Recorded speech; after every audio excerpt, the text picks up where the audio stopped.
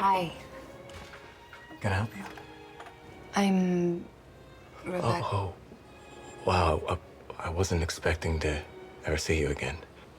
I didn't know if he still lived here. Rent control. Would you like to come in?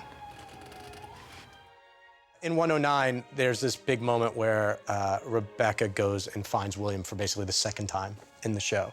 Yeah. And it's really, really impactful. It's this moment where these two people, they don't even recognize each other when they're first at the door for a second, or William doesn't recognize Rebecca. And it's this weird moment of, after almost a decade, these two people who have been such formative figures in each other's lives are now confronted with each other for the second time, basically. Yeah. I feel like she's almost hoping that he doesn't live there anymore, or maybe he's not alive anymore. Anything that would help ease the blow of, like, maybe make this lie sort of vanish into thin air. Yeah. And she doesn't have to carry around this lie anymore. Yeah. Because it's just so heavy and it's weighing on her, you know, a tremendous amount. And having to keep this information from Jack as well, I think it's taken a much bigger toll than she initially realized. I feel like there have been 2 points of contact at, you know, right after the hospital when I initially went to go find him, and then now. And I think the impetus for me going to find him now obviously is Randall asking questions, Jack talking about hiring a private investigator. Like, all of these things are sort of swirling in my world, and it kind of makes everything bubble up again in a way that I don't think I was expecting. Try to get ahead of it, maybe? Yeah, and in my mind, I think I've been living my life. I've tried to be the best mother I could possibly be in this situation, and to him and to all 3 kids, but I don't think that I've kept a relationship with him, which is why it's all the weightier going and finding him and having my fingers crossed that maybe he doesn't live there anymore.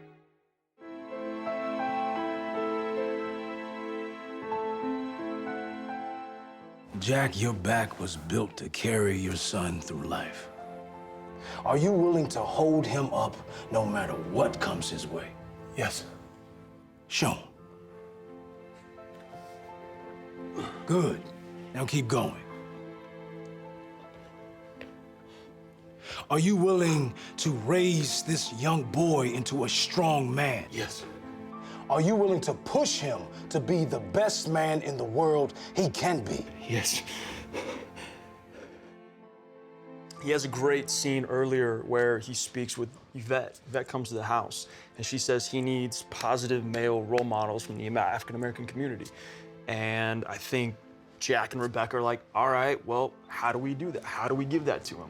Take him to a dojo that's predominantly African-American, and even though Jack may be a little uncomfortable just because he doesn't know any of these fathers or any of these kids, it's something that ignites in his son, I think, a sense of community.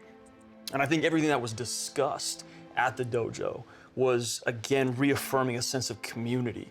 The dojo scene came from one of our writers, Oren, who found it online. A real place that basically does this, and sent it to us, and he said, I just found this so moving. I saw the original. Yeah, we watched it. We watched it the day we were filming.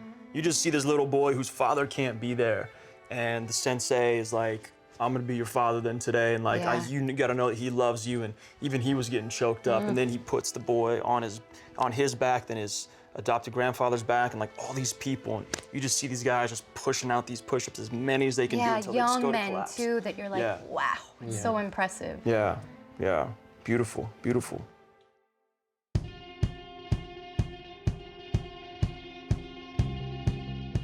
What about you? Showing up all of a sudden deciding to get your stomach cut open? What is that? I almost died in a plane crash, Kevin. Okay, my life flashed before my eyes. Okay, you experienced mild turbulence, all right? You spilled your peanuts. It was scary. Shut up. It was a real seize the day kind of awakening for me. Yeah? Okay, well, what happened to dieting? She's finally decided, like, I'm gonna put myself first. And she thinks this is the answer to her prayers. And I mean, I think like most people, it's not a quick fix. Nothing's ever a quick fix, and you have to work at it. Yeah, a lot's going down in Kate's life, for sure. Well, it's interesting that, like, when we met her in the pilot, you know, it was this crossroads moment where she was like, I'm gonna attack this head on.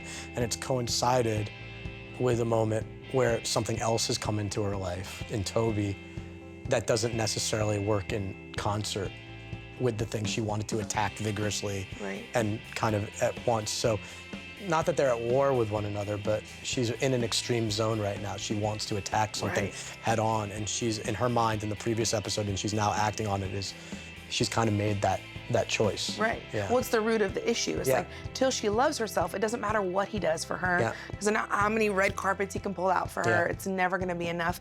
And I've had women who are like, girl, why is that not enough for you?